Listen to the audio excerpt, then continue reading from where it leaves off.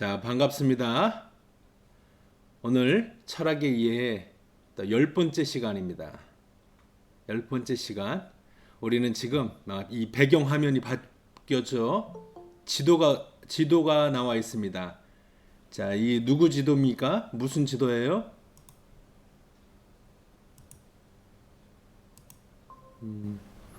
이 지도, 예, 제가 보여줄까요?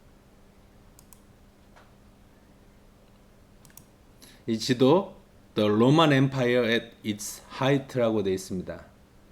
절정기의 로마 제국 지도입니다. 이제 우리 중세, 시기로 구분하면 중세, 또 정치 지정학적으로 보면 로마 제국 시대에 우리는 이들을 지배하고 있었던 철학 사상에 대해서 생각해 볼 겁니다. 우리 함께 읽으며 생각하는 이 책, 소피로 읽는 철학, 소피의 세계, 소설로 읽는 철학, 소피의 세계, 지금 2권 책이 바뀌었습니다. 2권 17쪽부터 우리 보도록 하겠습니다.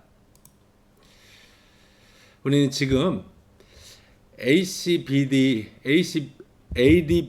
이 시간 구분, 연대 구분하는 거 배웠죠. 그래서 그 기원이 된 사실 영년이라기보다는 기원, 포인트를 이 예수 그리스도의 이 탄생의 시간으로 맞췄습니다. 지금 우리가 보고 있는 것은 이 기원점부터 오른쪽이니까 AD라고 할 수 있는 거예요. AD. 지금 이 영시를 예수의 탄생으로 한번 보겠습니다. 왜냐하면 이제 우리가 다룰 중세는 거의 1200년에 걸쳐 있어요. 1000년에 걸쳐 있는데 한 시간을 100년으로 보면 이제 우리 이렇게 구분해 봤어요. 이제 00시 00분 여기 자정에 예수가 탄생했어요. 우리가 지난 시간에 배웠죠. 이 기독교를 유럽에 전파하게 된 사람이 바로 바울이라고 00시 30분 자정 30분 무렵에 바울이 전도 여행을 했고요. 그리고 3시 즉 AD 300년이 되면 로마 전역에 기독교가 퍼졌어요. 이 비유가 이해되셔야 돼요. 00시 여기가 예수 그리스도의 탄생을 기원으로 해서 1시간을 100년으로 보는 겁니다. 1시간 100년으로 보고 12시간 즉 중세를 다 다룰 수 있는 거예요. 00시 30분에 바울의 전도여행 유럽에 또 기독교를 전파하기 시작해서 3시 정도 되면 기독교는 전 로마에 퍼졌고 로마의 황제와 또 로마의 원로들은 이 기독교의 영향력을 두려워하게 됩니다. 황제를 신격화, 황제를 신처럼 또 숭배하는 이 흐름에 반대하는 사람이 신이 될 수 없다 하면서 유대인의 신만을 최고의 신으로 섬기는 이 기독교 흐름은 분명 로마의 정치 또 종교 사상의 질서에 큰 도전이 되었습니다. 그렇지만 실제로 기독교는 로마 전역에 퍼졌고요. 3시 이 초반 무렵에 313년 콘스탄티누스 황제는 기독교를 국가의 종교로 승인하게 됩니다. 그리고 조금 있어서 로마는 쇠퇴하게 되는데요. 4시부터 마웅분 목돌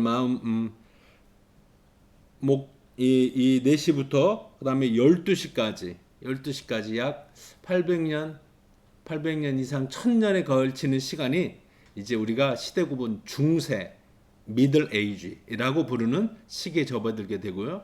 그때 유럽에 이제 우리가 다룰 유럽의 대부분의 철학은 바로 기독교 사상을 진리로 생각하고 그 안에서 생각을 펼쳐나갔습니다. 그래서 우리는 이 시간을 보게 되는 거예요. 우리 시간 다루게 될 게 1000년이에요. 이 시간. 자, 오늘 저랑 딱 2시간만 집중해서 공부하게 되는데요. 자, 소피의 세계 책으로 다시 한번 가보겠습니다.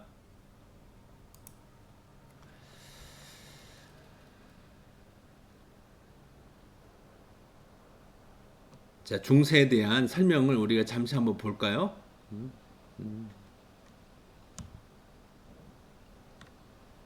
제가 이거를 없애는 게 읽기에 편할 것 같아요. 여기 이 표현 있잖아요. 중세란 원래 서로 다른 두 시대 사이에 있는 시기를 뜻하는데요. 이게 뭐겠어요? 이 표현은 르네상스 시대 사람들의 이성이 깨었어요. 이성이 깨었다는 건 뭐냐면 기독교의 주된 영향력 아래서 인간의 이성, 우리는 스스로 또 독립적으로 생각할 수 있다라고 하는 각 사람들, 학자들, 사상가들의 이 사상이 깨어나던 시기 르네상스가 있어요. 그 르네상스 시대에서 돌이켜 볼 때, 이 시대는 정말 우리의 생각이 교회에 종속되었구나라고 생각하는 때가 있어요. 그래서 이 백성들은 이 기독교가 이렇게 퍼지기 전에 AD 400년 기독교가 로마 제국의 유럽에 강력한 영향력을 발휘하기 전에 이 그리스 로마의 찬란한 문화, 그 사상, 철학, 그 시대와 또 비슷하게 인간의 이성으로 자연을 이해하고자 했던 르네상스 시대, 이 르네상스 시대 그 사이에 있는 시기, 이 중세로 구분하게 된 겁니다. 어떤 사람들은 이 시기를 천년의 암흑 시대라고 생각합니다. 이 강력한 기독교 종교 안에서 그들의 생각이 가두어졌기 때문에 르네상스 시대의 어떤 학자들은 천년의 암흑 시대라고도 생각합니다. 그래서 지금도 유럽인들 가운데는 권위적이고 경직된 것을 가르쳐서 중세적이라고 합니다. 중세적. 교회의 권위가 그만큼 강했어요. 그렇지만 또 이 시대를 천년의 성장 시대라고도 간주합니다. 천년의 성장 시대. 왜냐하면 학교 제도가 생겼고요. 성당 부속 학교가 생겼고 또 1200년경 최초로 대학이 창설됐어요. 대학. 앙코르 대학, 그 유니버시티. 이 대학이 중세 시대에 생겼고요. 다양한 학부, 학과로 나눠지게 된 겁니다. 그러고 보면 중세 시대가 꼭 암흑만은 아니었던 거죠. 그래서 중세 시기 동안 이들이 성장할 수 있었구나. 그래서 지금 르네상스 후예인 이 이성이 개화하는 시대가 가능하게 되었구나라고 이해합니다. 우리는 지금 그 시기 구분을 보고 있는 겁니다.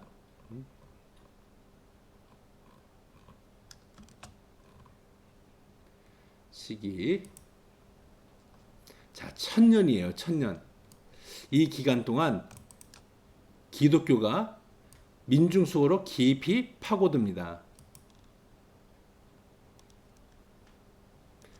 사람 한 사람을 이르기까지 기독교가 이 유럽의 대부분의 사람들의 생각 또 관습 문화에 들어가게 된 거예요.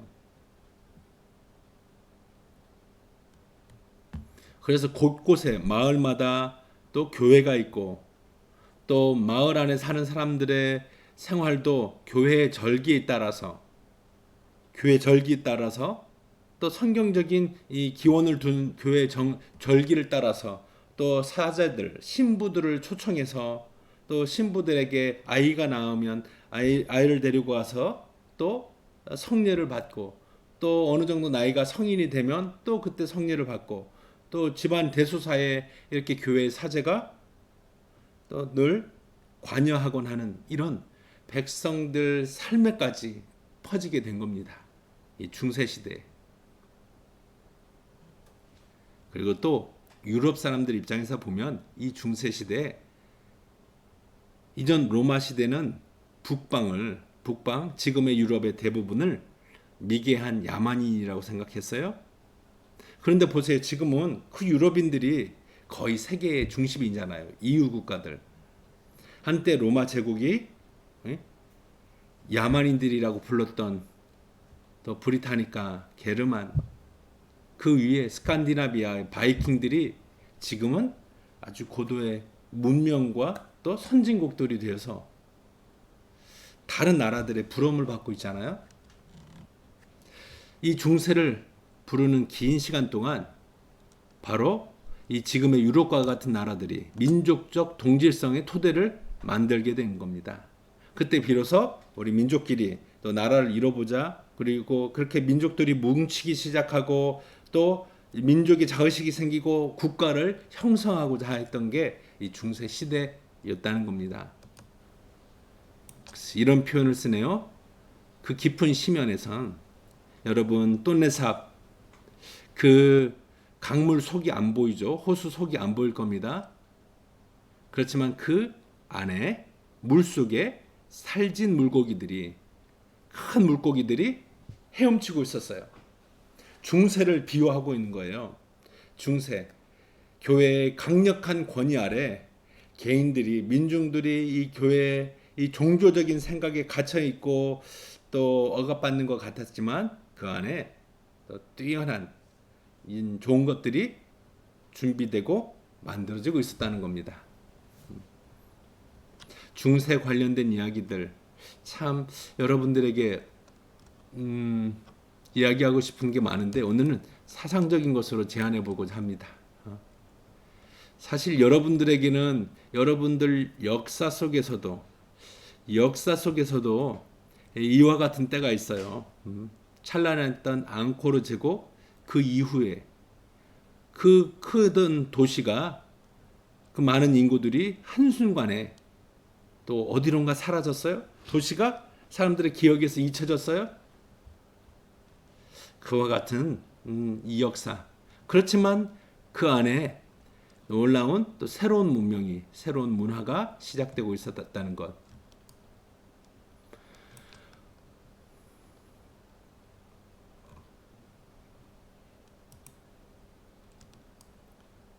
보세요. 서기 400년 이후 100년 동안 로마의 문화가 몰락합니다. 보세요. 로마 시대는 공공하수도, 공중목욕탕, 공공도서관 설비를 갖춘 대도시와 더불어 문화의 전성기를 맞았어요. 특히 건축술이 탁월했어요. 뛰어났다는 얘기죠. 그러다가 중세 초기에 이르러 문화가 전반적으로 쇠락하기 시작했습니다. 경제와 무역도 쇠퇴해서 사람들은 화폐 경제에서 물물 교환과 현물 경제로 되돌아갑니다.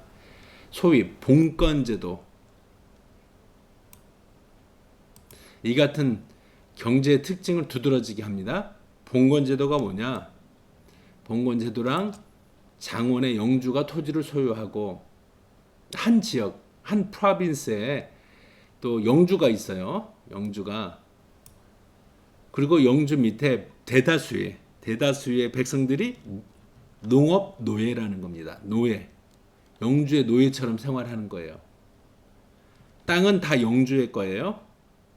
땅 주인이 큰 땅을 소유한 주인이 있고 그의 땅을 조금 나눠서 내 가족을 먹일 농사를 짓는 거예요. 물론 농사를 짓고 많은 부분은 영주에게 세금, 땅 대여료로 내죠. 그렇기 때문에 이들은 경제적으로 아주 가난했어요. 땅을 살 수 없었고 평생 노예였을 뿐만 아니라 영주의 노예였을 뿐만 아니라 그들의 자녀도 노예였어요. 그리고 보세요. 중세 초기의 인구가 급격히 줍니다. 100만에 가까웠던 이 세계적 고도 로마가 600년 경에는 그 인구가 불과 4만밖에 안 되는 소도시로 전락했다는 거예요. 와, 4만밖에 안 됐다. 그 찬란한 제국의 수도가 또 한 200년이 흐르고 나서는 이렇게 철저하게 파괴되고 또 쇠락했어요. 로마 제국이 끝나고 한 200년 후에 보세요. 이 설명을. 로마에 사는 사람들이 집을 짓기 위해서 시멘트 또 그 기둥을 세울 만한 나무, 목재 필요할 거 아니에요? 그런데 이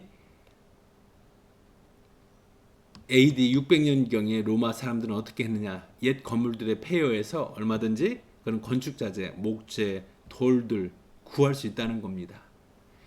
지금으로 치면 그 이전에 먼 조상들의 생활 흔적들이 사라지게 된 거예요. 다른 용도로 쓰게 되면서 고고학자들 시대 구분이 어려워지게 될 거고, 그 자녀들이 그렇게 또 다른 용도로 살아되면서 그 원래 그 나무가 사용되었던 원래 시대의 모습을 찾아보기 어렵게 된 거죠. 자, 로마의 정치적 위세는 4세기 말엽에 끝납니다. 그리고 로마의 주교, 이제 로마 지역의 사제이죠. 대표 사제 주교가 이제 전체 로마 카톨릭 교회 수장 교황이 됩니다. 이거 알아요? 교회가 그만큼 커졌다는 겁니다. 전에는 바울이 다니면서 또 도시마다 지역마다 한 교회를 세웠어요.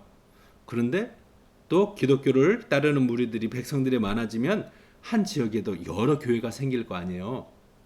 여러 교회가 생기면서 그 여러 교회의 대표를 뽑게 되는데, 이제 로마라는 도시에 여러 교회가 있어요. 그 교회의 대표인 주교가 이제는 전 세계의 교회 대표가 되는 거예요. 그걸 가리켜 교황, 포프이라고 하죠. 포프스, 아버지란 뜻인데, 이런 교황이 때로는 왕보다 그 권세가, 백성들에게 미치는 권세가 높고 드셌어요. 교황은 모든 기독교인의 아버지요, 근데는 땅 위에서 예수를 대변하는 사람으로 여겨졌어요. 이렇게 해서 로마는 중세 대부분 기간에 걸쳐 교회 수도가 됩니다. 교회 수도, 이 표현 기억하세요. 교회 수도. 중세 기간 동안 각 나라들, 각 민족들이 각성하고 그 나라들을 유럽 곳곳에서 세우게 됩니다. 그 나라의 왕과 필적하는 그런 권위를 갖추는 교회의 지도자, 교황이 있었다는 겁니다. 처음에는 로마 교회에 맞서 반대 목청을 돋우는 사람은 그리 많지 않았어요. 로마 교황이 뭐해 하면 다 할 수밖에 없는,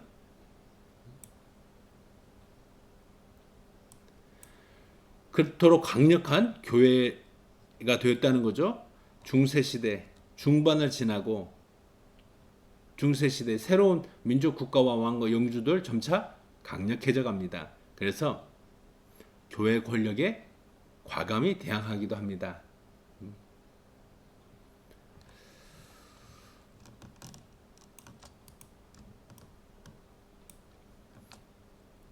여기 보세요. 우리가 많은 시간 보았던 그리스 철학과 그 그리스 철학자들이 남겼던 책들, 또 그들이 세웠던 대학은 어떻게 되는 건가? 그들이 세웠던 학교, 플라톤의 아카데미아, 아리스토텔레스의 리케이온, 이렇게 어떻게 됐을까?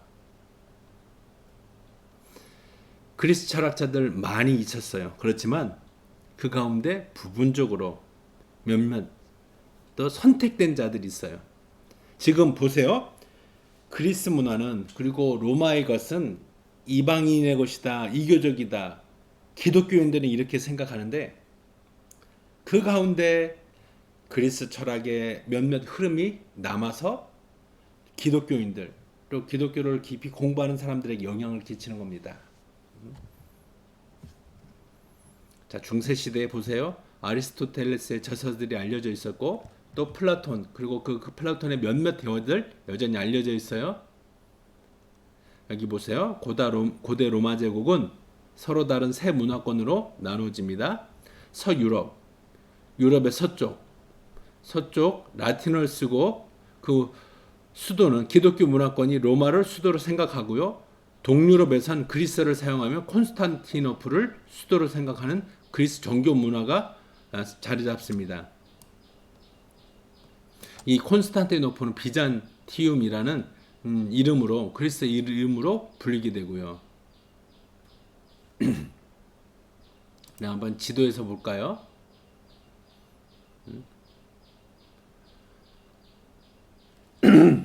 로마를 중심으로 자 여기 지금 이 터키와 맞닿은 곳 이곳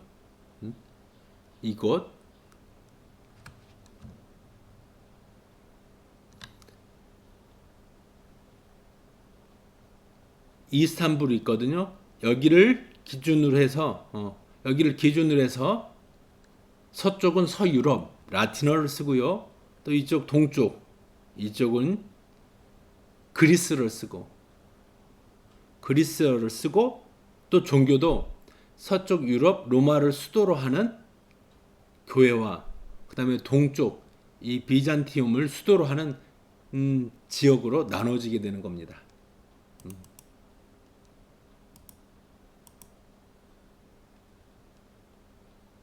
나눠지게 되는 거예요. 워낙 제국이 넓잖아요. 지중해 걸쳐서 동서로 넓게 퍼졌는데 한 로마의 황제가 다스리기 어렵죠. 또 교회의 수반인 교황이 이 모든 지역을 아우르기도 또 어렵지요. 그러다 보니 이렇게 지역을 나누게 되는 거죠. 로마 제국에 속했던 북아프리카와 중동 지역 다시 볼까요? 이 북아프리카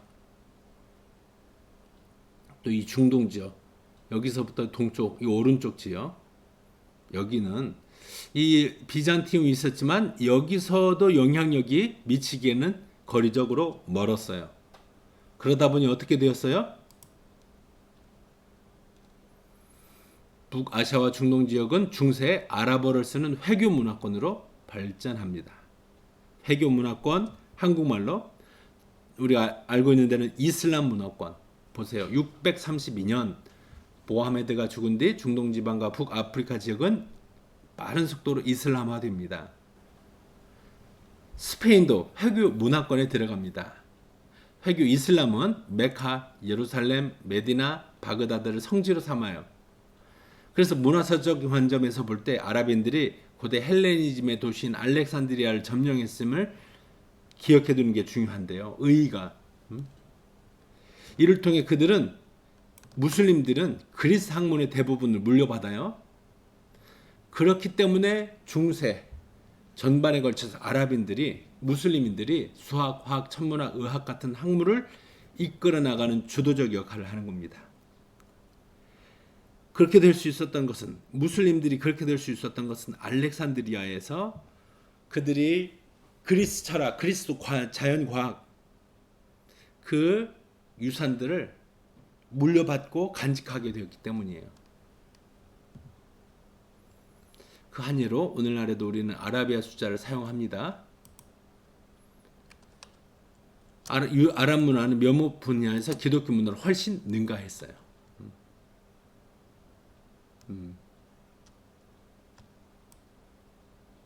다시 한번 이 그리스 로마 문화가 어떻게 로마 제국을 덮게 되었는가, 장악하게 되었는가.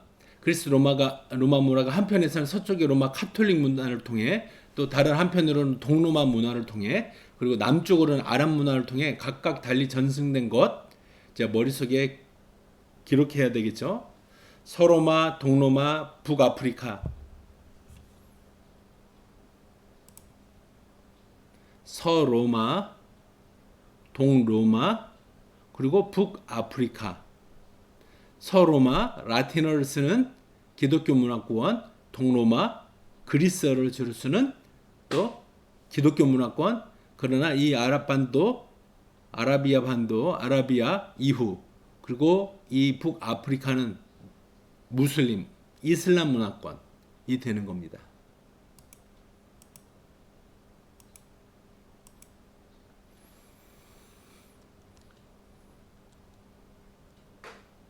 여기 신플라톤주의, 우리가 지지난 시간에 배웠어요. 신플라톤주의가 서유럽에서, 플라톤은 동유럽에서, 아리스토텔레스는 남쪽의 아랍인들을 통해 전승되었다고 이렇게 우리가 이 대략적으로 말할 수 있어요. 플라티누스, 신플라톤주의는 서유럽으로, 또 플라톤 이데아론의 이 플라톤은 동유럽 쪽으로, 동로마 쪽으로, 그리고 아리스토텔레스는 남쪽 아랍인들을 통해 전승되었어요. 그리고 중세 마렵 북이탈리아에서 이 세 지류가 서로 다른 문화가 하나의 물줄기로 합류되게 되는 겁니다. 여기 조금 더 읽어볼게요. 아랍인들은 스페인에서 아랍 문화 유입에 이바지했어요. 그리스와 비잔틴 제국은 그리스 로마의 영향 아래 있어요. 그리고 르네상스 시대가 막을 열립니다. 시작했다는 거죠. 막 시작됩니다. 이제 고대 문화가 재탄생하게 되는 거예요.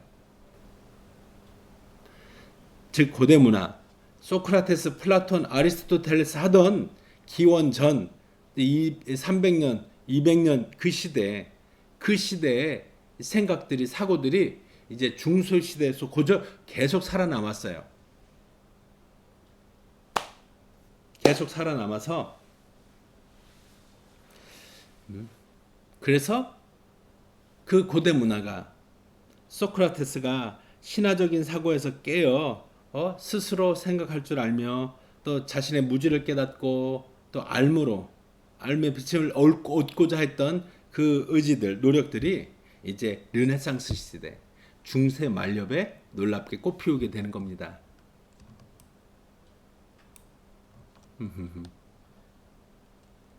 자, 이렇게 배경 설명을 마치도록 하고요. 이제는 본격적으로 중세 철학에 대해서 이야기해야 되겠죠? 중세 철학. 중세 철학을 이야기할 때 우리는 여기서부터 시작해야 돼요. 354년에 태어나 430년에 죽은 철학자 아구스티누스.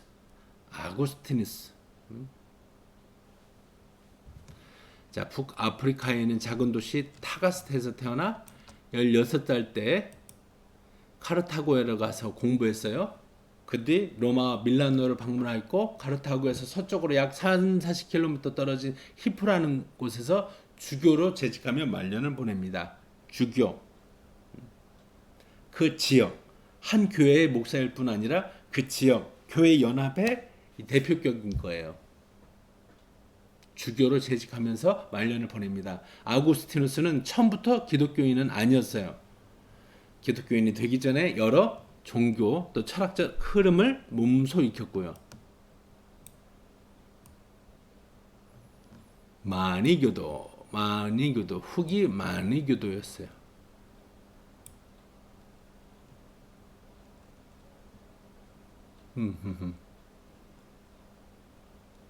마니교도 볼까요? 그들은 종교와 철학이 반씩 섞인 구원의 교의, 구원의 이야기, 그들만의 이야기를 퍼뜨렸어요. 이 마니교의 이야기 보면은 선이 있고 악이 있고 빛이 있고 어둠이 있고 정신과 물질이 대립하고 있고 이런 이원론적인 세계관이 있었어요. 인간은 정신의 힘을 통해 물질 세계로부터 상승할 수 있고 또 이를 통해 영혼의 구원을 이룰 바탕을 마련할 수 있다고. 그 가운데 계속해서 선과 악을 날카롭게 구분해요. 그러다 보니까 마니교도였던 아우구스티스는 그 조장하는 선과 악에 대한 구분으로 인해서 자신 안에 있는 악한 행동, 악한 생각, 죄들 끊임없이 불안으로, 젊은 청년을 불안으로 몰고 가는 거죠. 한동안 젊은 시간 때 이 마니교에 심취했어요.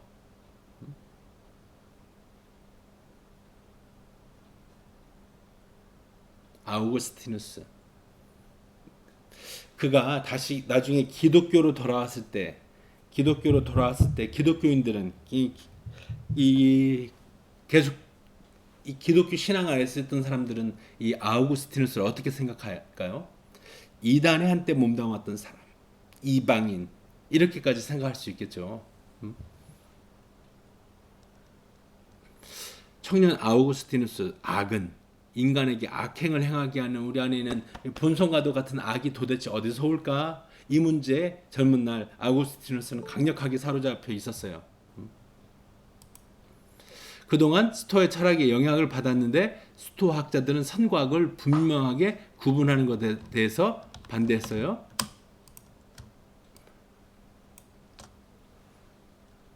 그러나 아우구스티누스는 젊은 날 또 고대 문화의 가장 중요한 흐름이라고 할 수 있는 플라티누스의 생각에 영향을 받았어요. 그게 뭐예요? 범신론적인 약간 불교 비슷한데요. 불교랑 힌두교랑 모든 존재자는 신적인 본성을 갖는다. 신적인 본성.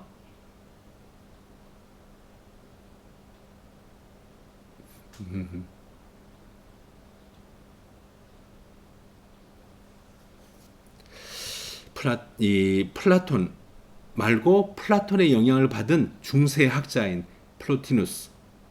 그 플로티누스의 신플라톤 철학, 그 철학의 틀 안에서 이제 기독교를 이해하고 새롭게 설명하는 겁니다. 그래서 이렇게 표현하네요. 이 책에서는 아우구스티누스의 기독교 사상은 플라톤 철학에 많은 영향을 받는다. 우리가 중세 기독교에 발을 들여놓는다고 그리스의 철학과 극적인 단절을 하게 되는 것은 아니라는 겁니다. 그리스 철학에서 많은 것들이 시작되었고 아우구스티누스 같은 교부 또는 교부라는 표현을 쓰네요. 여기 교회의 교황 전에 교회의 대표격인 거예요. 교회 가장 높은 사람 교부가 새로운 중세 시대로 가져온 거예요. 보세요. 여기 재밌게 이렇게 표현했네요. 아우구스티누스 50%는 기독교인이고 50%는 신플라톤주의자. 신플라톤주의자. 보세요. 아우구스티누스는 기독교와 플라톤 철학 사이에는 아무런 심각한 모순도 없다고 생각했어요. 그에게는 플라톤 철학과 기독교 교리 사이의 일치감이 너무도 분명해서 혹시 플라톤이 신약 성서의 일부라도 알고 있는 것은 아닐까 자문했을 정도랍니다. 그것은 심히 의심스러웠다는 거예요. 그러나 아우구스티누스 플라톤을 기독교회, 그러니까 고대의 철학을 가지고 성경의 빛으로 고대 철학의 툴을 가져왔는데 진짜 보여주고 싶었던 것은 바로 기독교의 본질, 기독교의 이 정수를 나타내 보여주려고 했었던 거예요.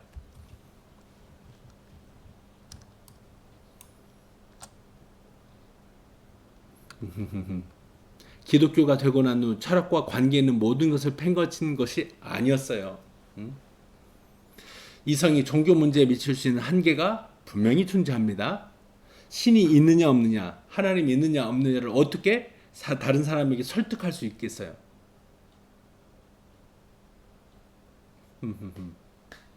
기독교가 우리 믿음을 통해서만 가까이 갈 수 있다고 하는 신성한 신비가 있어요. 우리가 믿음을 가질 때 하나님은 우리 영혼을 밝히고 우린 하나님에 대한 일종의 초자연적 인식을 얻게 되는 거예요. 아우구스티누스는 철학이 삶의 모든 문제에 완벽한 답을 줄 수는 없다는 것을 스스로 체험했던 사람이에요. 그런 기독교가 되고 나서 비로소 영혼의 안식을 찾았어요. 그리고 그런 말합니다. 주님 안에서 평안을 찾기까지 우리의 영혼은 불안합니다. 여기 보면서 이데아론, 플라톤의 이데아론이 기독론과 섞이게 되는 거예요. 섞이면서 서로 아우구스틴 안에서는 이 놀라운 이 효과를, 놀라운 그 신앙 고백을 이끌어내게 되는 거예요.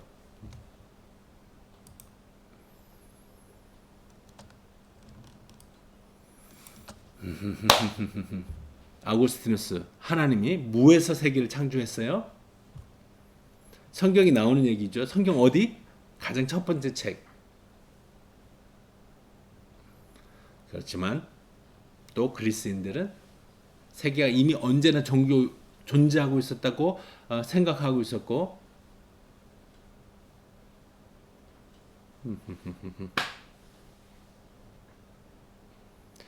자 보세요. 반면 그리스도는 세계가 이미 언제나 존재하고 있었어요. 반면 아우구스티누스가 볼 때 또 이 플라톤 비롯한 그리스 철학자들 이 영원한 것, 불멸의 것들을 보았어요. 이데아라고 이름 붙였어요. 이데아는 아리스토테네스가 볼 때는 아우구스티누스가 볼 때는 하나님의 생각 안에 존재하는 것이라고 해석한 거죠. 그래서 영원한 이데아를 하나님으로 보게 만든 거예요. 고대 철학자들도 이 기독교인들은 그렇게 말할 수 있겠죠. 고대 철학자들도 그리스의 소크라테스, 플라톤도 기독교에서 말하는 그런 인식이 있구나. 종교심이 있고 또 그런 신에 대한 자각이 있구나. 이렇게 이야기하는 사람이 있다는 거죠.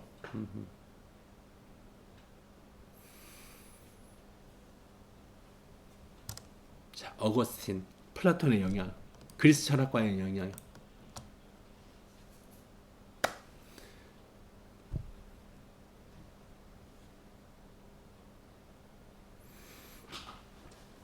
이게 한번 계속 읽어볼까요? 또 아우구스티누스와 다른 교부 또는 주교 다 교회 리더들입니다. 교회 리더들, 교부라는 말은 교회 아버지 같다, 영적인 아버지.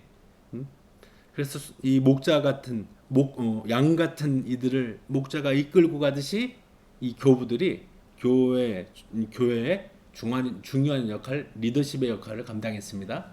아우구스티누스와 다른 교부들 그리스도와 유대 사상을 합의하려고 또 얼마나 많은 노력을 했는지 다른 관점에서 보면 그들은 다른 두 문화권의 시민이었습니다. 악을 바라보는 아우구스티누스 관점도 신플라토누스 기반으로 하고요.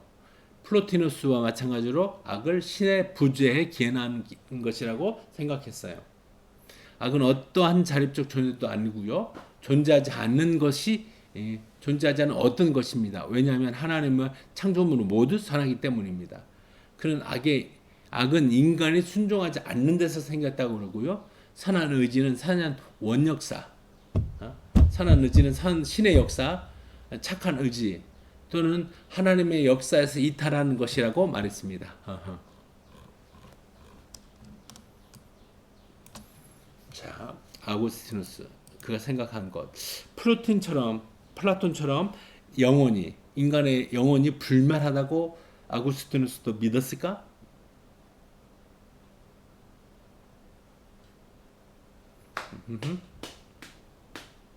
영적인 이성, 영적인 존재, 선한 의지,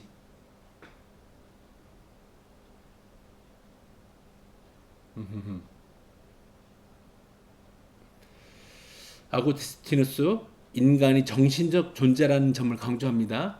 인간은 좀과 녹이 먹어 치워버리는 물질적 세계에 속한 몸을 지녔지만 이를 인식할 수 있는 영혼이 있다는 겁니다. 영혼.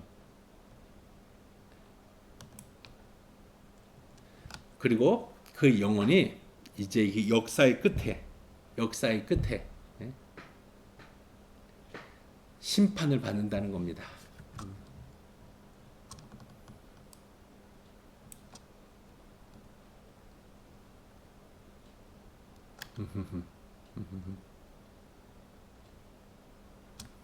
자, 이거는 여러분들이 또 오늘 수업이 끝나면 또 이 책이 올라오겠죠? 책을 읽으면서 또 이 강의도 유튜브에 올라오겠죠? 그러면 같이 보면서 이해가 안 되는 부분. 어제 만난 친구들 표정을 보면 철학은 아무도 잘 따라오고 있는 것 같지 않은데 어떨지 모르겠어요. 여러분의 모국어도 아닌데 이 배우고 있고 배우는 중인 이 한국어로 이 철학 강의를 듣는다. 사실 제가 여러분에게 깊은 거 어려운 거 가르쳐드릴 계획은 아니었어요. 이 철학 이해 어렵지 않다고 생각했어요. 그러나 물론 여러분들에게는 한국어를 제1 언어로 쓰지 않는 여러분들에게는 이 한국어 책을 읽고 또 그 안에 담겨진 세상과 또 이 문화의 흐름을 파악하는 것이 쉽지 않다는 것 저도 인정합니다. 그래도 이 과정은 여러분이 20대 때 반드시 듣고 철학이라는 것을 여러분이 만나야 돼요. 철학.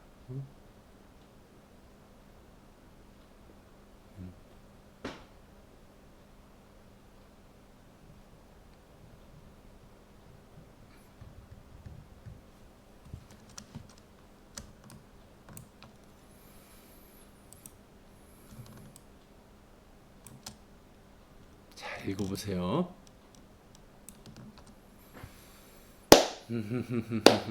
야 여기 보세요.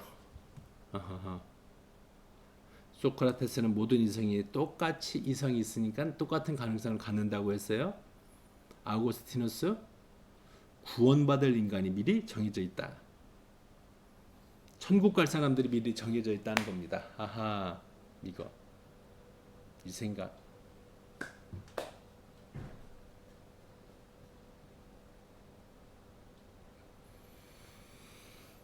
그리고요. 아우구스티누스는 또 세상이 임하는 하나님 나라와 또 장차 완성될 하나님 나라가 있어요.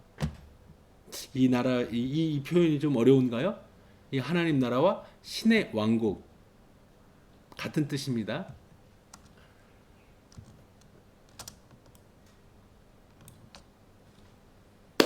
지금 인생은 이 하나님 나라 또는 이 신의 나라, 신의 왕국과 우리가 살고 있는 이 세상은 끊임없이 이 현세국가 내 안에 또 욕심도 있고 뭘 더 먹고 싶고 더 벌고 싶은 그 욕심 또 그런 또 욕심뿐만 아니라 감정 습관들이 있잖아요.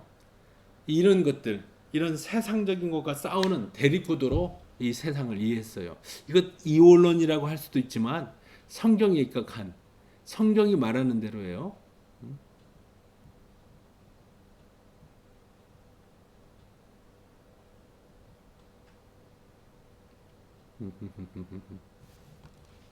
보세요. 이런 역사관. 중세 전체에 걸쳐 교회와 국가와 권력을 놓고 싸움에 따라 점점 분명합니다. 심지어 교회에서는 이런 얘기를 하죠. 교회밖에는 구원이 없다. 이게 교회의 통제와 지시를 따르라. 그렇지만 그 통제를 벗어나고 싶어하는 자기만의 왕국을 실제 정치 왕들은 그럴 거 아니에요.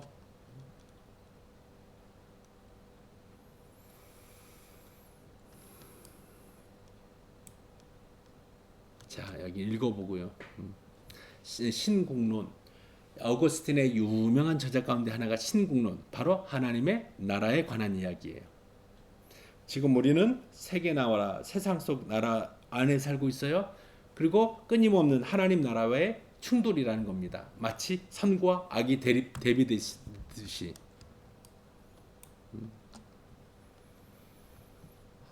그러나 이 모든 게 아우구스티누스는 보았어요.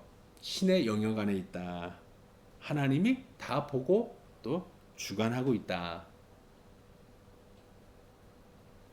자 여기까지 하고요. 이 두 번째 철학자의 얘기. 그는 또 철학자이면서도 신학자였어요. 신학자는 무슨 뜻인가? 신학, 즉 신에 관한 학문, 교회의 교리 이 교육인 거죠. 우리 다음 시간 잠시 쉬고 우리가 언제 만날까요? 9시 곧 만납니다. 오늘 수업 딱 2시간 하기로 했어요. 10시에 마칠 거예요. 그래서 지금 잠시 쉬고 자 우리 두 번째 시간 만나서 두 번째 중세 위대한 기독교 철학자 살펴보도록 하겠습니다.